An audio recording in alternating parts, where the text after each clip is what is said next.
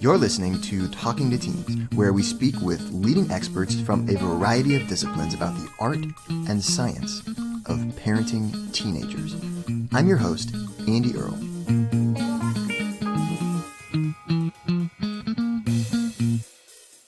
We're here today with Neal Thompson to talk about his brand new book, Kickflip Boys.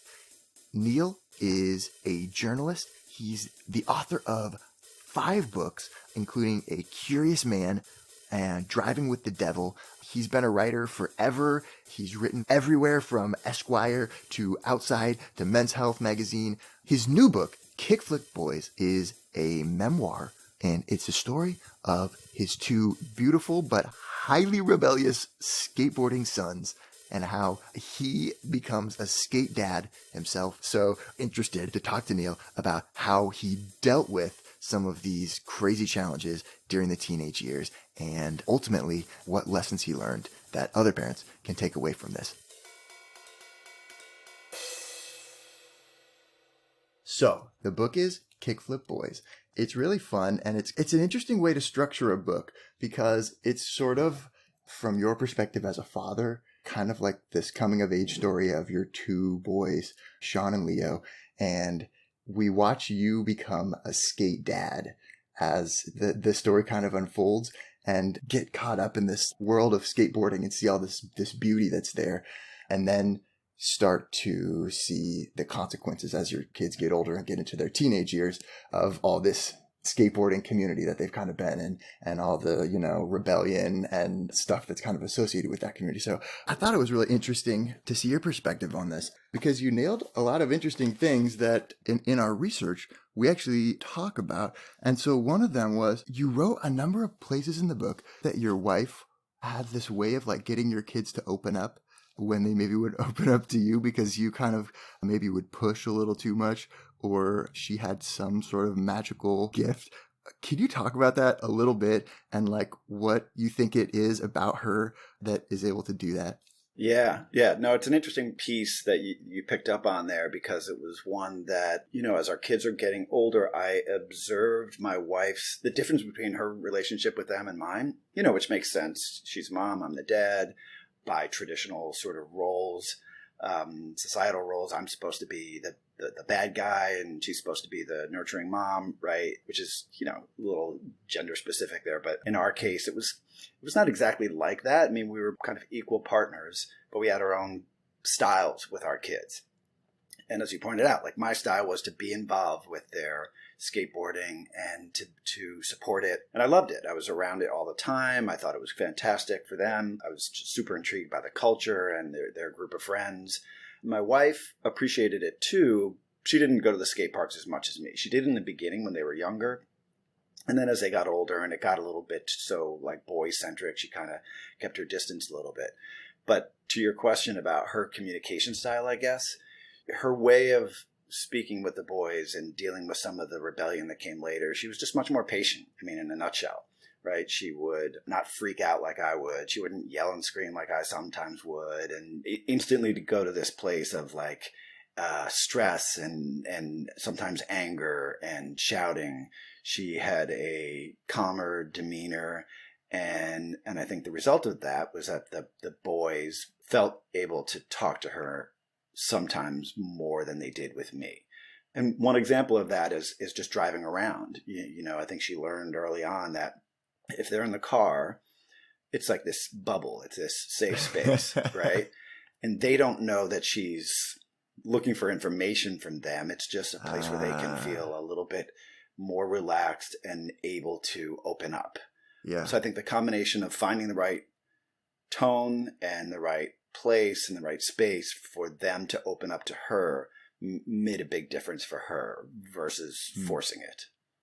There's also something about the car where it's like you're in the car to do something else. You have another objective and the conversation is like secondary because a big part of our research is alcohol use and trying to reduce alcohol use among teenagers. That was our job too.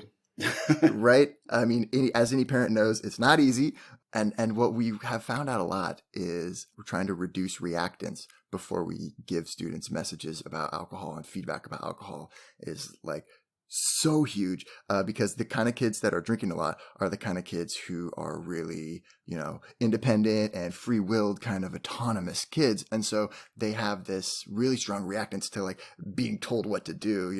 So what we found is if we kind of like almost disguise what the objective is a little bit and make them think like, okay, yeah, well, we just kind of finished the alcohol part and now you could just complete this little survey, and then actually that has some feedback in it that is designed. Like if we can disguise the objective of it a little bit, we find it has a lot bigger results on their behavior. They're more accepting of it. And I wonder if that's the same thing that your wife is doing. I think you mentioned in your book the difference between, face-to-face conversations, and she was better at getting them into situations like on a walk or in the car, like you say, where it feels like we're together doing something. Yeah, I think the walks were great for her and the boys because like you said, the objective was the walk, right? And then the conversation was sort of secondary. So it wasn't like that typical parent approach where you tell your kid, okay, sit down, we're going to have a talk now. Yeah. And immediately their resistance is up and their radar is up and their rebellion is tweaked. But if it's in a calmer setting where you're just walking, doing something else, and the conversation is like a byproduct of that, then they don't feel like have a camera pointed at their face and somebody's, grilling them or.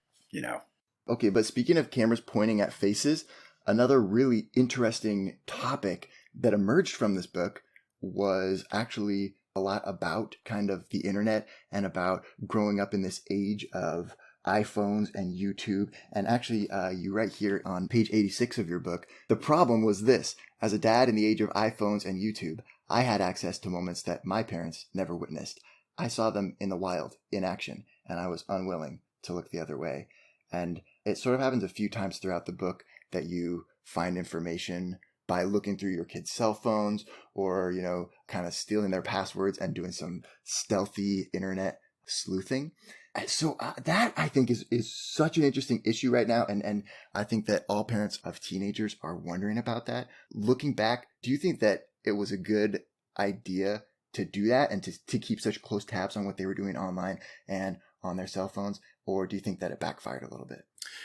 I found it to be almost necessary. Yeah. And I know a lot of parents would disagree with that and think, you're spying, you need to give them their privacy. But I felt like it was a tool that I needed to use, but to use carefully. Right? Like I could have easily exploited that. And some parents would look at what we did or what I did, especially, and think you definitely crossed the line, right? Like using their passcodes to get into their cell phones. Some parents would think, no, that's their space. That's their privacy. You're going to violate that trust with your kids if you start bending the rules like that. And I felt that tension constantly around how far I felt comfortable going in spying on them, basically, right? Yeah, right. To a certain extent. But in our case, there were times when things had gotten to sort of this risky enough place where they were either drinking too much or they were out too late or their friends were like getting deeper into drugs or we just didn't know where they were. And I felt like I had to use every tool in my arsenal to keep tabs on them and keep them safe, which was the end result, really. Sure. But yeah, the risks there were running the risk of doing some damage to our relationship and the trust we had with each other. And there were definitely times where they flat out said, you're violating my privacy. This is my space, or this is my room, or this is my, whatever. But so I think those are interesting challenges for parents because they can see their kids out in the wild like we did if their kids have YouTube channels or, Instagram pages or whatever, it's just all there. It's a whole different world, and parents are still figuring out how to deal with it, I think.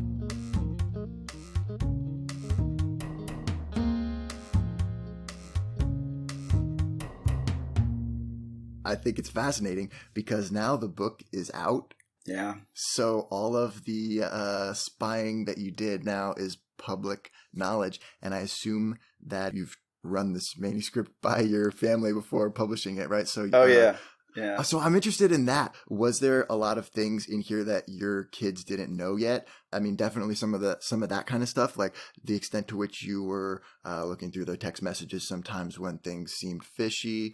Because one thing I would say about this book, and I noticed a number of the comments say this also, is it's like brutally honest, It's like no no holds barred. It feels like a really raw account. And so I'm curious from your perspective now, having gone through this full disclosure process with your family, what your kids think about all of that Yeah. spying. Yeah, well, I mean, that was a really interesting part of the process for me, and challenging, right, as you can imagine. Sure. Yeah. And I'll say one point about the book. Like, I really wanted it to be, I wanted to come clean about everything, about how vulnerable I felt. I wanted to come clean about the mistakes I made so that other parents could read it and A, feel like, hey, maybe we're not so bad. Yeah, right. And B, feel like they're not alone. Someone else has gone through this stuff too. Exactly, right. And I've heard from early readers and other parents who I shared the books with who said exactly that same thing. Like they identified with so many of the situations that we went through. So I hope it's helpful to other parents. But the process of talking with my kids about it, and I just wrote a story about this process of negotiating with family around what you say, what you don't say. So early on, the book was not necessarily designed to be this personal. And I started it years ago before we got into the high school years. So I thought it'll be about skate culture. It'll be about, the early days of my kids', skating experience and some of our fun times together. And then as I was writing it little by little, we got into the sort of the darker aspect of skateboarding, and we got into the darker aspects of the teen years and high school and drug use. And so the book just sort of kept going in that direction. So when it finally got to a point where I had a manuscript, I felt like I had to share it with the boys and let them know, here's where this thing is headed, what do you think? And along the way, I would ask them questions. I would try and get them engaged in the book. Like, hey, do you remember that time we did this? And a lot of those times they would say, oh, you're not going to write about that, are you? Where they slowly realized where I was headed with this. Right. And they kept their distance at times until I almost at times had to force them and say, no, I really need you to read this because I want you to know what's coming. And I want you to have a say in what stays and what goes. So there were a lot of kind of brutal episodes of me sharing manuscript pages with them, and then them sending it back to me with just like pages X'd out. Like, no, you can't say that. What are you, crazy? Exactly. Yeah. And I think that was necessary for the book, right? Like I had to let them know it was coming. I had to give them the opportunity to say no. But I also, I wanted it to be, like you said, honest and raw. So I also wanted to convince them that it was okay to keep a lot of it in for the benefit of the book, for the benefit of other parents who are reading it. And almost, this was tricky too. I tried to convince them at some point you look back on this and hopefully understand what I was trying to do and be glad that you went along for the ride, because then you'll be able to share it with your kids, because then it's like the real story and we didn't whitewash it, right? Yeah, right. I hadn't thought about this before, but diving into this topic, it makes me wonder, isn't this kind of like what we do every day with our social media feeds? Like we post private moments from our friends and our family, and we just publicize them and put them online for everybody without necessarily consulting the person first, like you did with this manuscript about, is it okay if we like put this all out there? So it's interesting to hear from you the intense process that you went through, which it makes sense that you did go through, but then to also think that, well, we kind of do this to our kids from the day they're born and post pictures of or like embarrassing moments, all over the internet or whatever. And I wonder, to what extent should we be having more of that kind of a conversation? Or is there like an adapted version of that conversation that we can have with our family that's like, the boundaries of what's okay, from this private world that we have together in this home, what's okay and what's not okay to publicize? Yeah, no, I think that's a really good question, especially as it's easier and easier just to like basically live stream your life if you chose to. You can have it all out there. Right. And there are different versions of it too, right? There are the kids posting their stuff over here, parents posting their stuff over here. And I think often, and I know this is the case with our family, we're not talking about what we're saying about each other on the internet, basically, right? We're not, as parents, we're not saying, hey, I'd really like to post all of your graduation photos or your would kid that be photos. Okay with you? Yeah, would it be okay, right? Yeah. Right. And I think we've all gotten sort of numb to the idea that our lives are there for, for sharing with the world. But different kids have different views of that and different comfort levels. And parents do too. So I think, talking more about that is a great idea. It's kind of a cool concept. And setting the boundaries, like you said, like, here are the things I'm comfortable with. I don't mind you sharing this, but I would prefer if you didn't do this, or this, Yeah. And we've all seen those shots, Facebook or Instagram or wherever else, where you think, that's a little too personal. That's a little TMI, I don't know, shots of somebody in a hospital where, dad's worried about his daughter. Like, I cringe at some of those, thinking, what if something bad happened and you're basically sort of live streaming this terrible family event? Or like, there's a point in your book, actually, I don't know if I can find it right off the bat, but where you like uncover your son Leo's secret Twitter account. Yeah. And you start going through like all these, things that he's tweeted over the years, that he's like had this thing that, was kind of this whole secret channel of communication that you just like sort of discovered. And it was like that reverse almost, right? Of kind of him airing some laundry from the other perspective too. Yeah. And it was fascinating to discover, right? To see this other version of my kid online, and, sort of funny and a smart ass and a little bit, confused isn't the right word, but sort of expressing his sort trying of to figure it out. Yeah.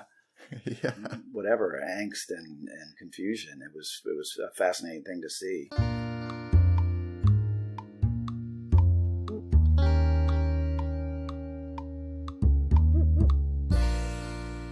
Researchers have looked in vain to find these birth order effects, because when you ask parents and siblings to like rate each other, there's these consistent effects, that the first one is like, more ambitious and more of like a schmoozer to adults. And then the younger one is more likely to be rebellious and less of a people pleaser, or whatever, right? But when they actually look outside of the house, like at teachers' assessments of the kids or at other people who don't live in the house's assessments of the kids, the effects disappear.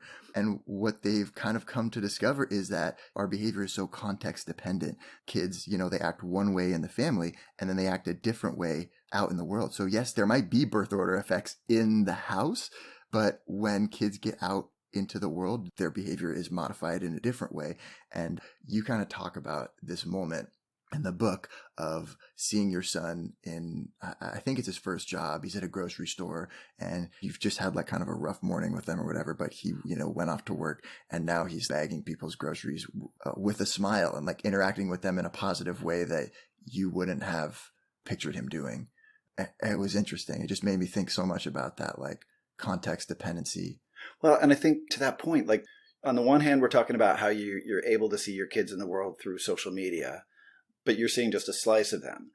And it's a very selective slice and maybe not the best representation of who they are, right? And then the rest of the time, they're out living their life. They're at school. They're interacting with their friends. They're out in the world, and you're not seeing those moments. And so that scene that you describe where I see my son actually working and talking to people, I think he had woke up with a hangover that morning and we had a rough night the night before. But then I see him and he's fine, and it's one of those many reminders that they're fine. They're going to be okay, and I think one of the takeaways in the book is, for me, was like, relax. I wish I had figured out a way to relax about them and their future along the way, like much sooner, instead of stressing all the time.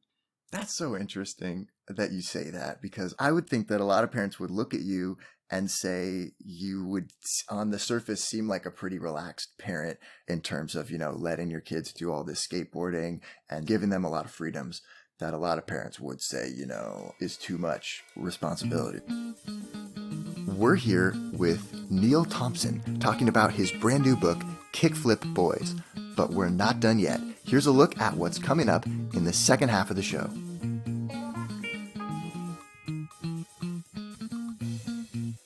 It made me realize he was the kid that I always thought he was, a smart kid, a curious kid, a well-intentioned kid who just had, sort of this good, solid moral grounding. and just wasn't built for day-to-day school or some of these typical expectations, but that he was the good person that I always thought he was. Your other son, Leo, who has kind of these foot problems, and you take him to all these different doctors, and he's get these x-rays and the CT scans, and the bones are fusing together, and he's got all of this pain, and is he going to be able to skateboard? And finally you get him into this specialist, who's like the top, foot doctors or something like that, and he gets all the things and looks through all the tests and gets up there, and he just says, I think your feet are beautiful, I love your feet. Yeah, sometimes all you need is to say, I like what you're doing here, or you're good, or you're fine. You're a smart kid. It means a lot to them, and it can make a big difference too. Family meals were hugely important for us. My wife loves to cook. My boys love food, and so one of our routines was family dinners. Like not just, we would order out now and then, but a couple times a week, and especially Sundays. It was a priority to make a big meal together, to get the boys to sit down with us and just be there. And I write in the book, there were times when the two of them were stoned and giggling and, smelling skanky at the dining room table. And we just had to deal with that. It's at times it sucked, but what are you going to do? At least we had them at the table with us. Yeah. I've always been able to hug my kids, to embrace them and keep them close and tell them I love them, and they'll tell me that they love me. And to be able to say those words over and over and over, and to say it comfortably and to really mean it and have them know that we mean it, I really think that saved us. If we did anything right, it was to establish that type of communication, that open, honest, loving communication with our kids, establishing that from an early age and never letting it go. I think you could get into the teen years and say, screw it, this isn't working, or get mad and just allow that base of loving communication to disappear. Yeah. Want to hear the full interview? Sign up for a subscription today.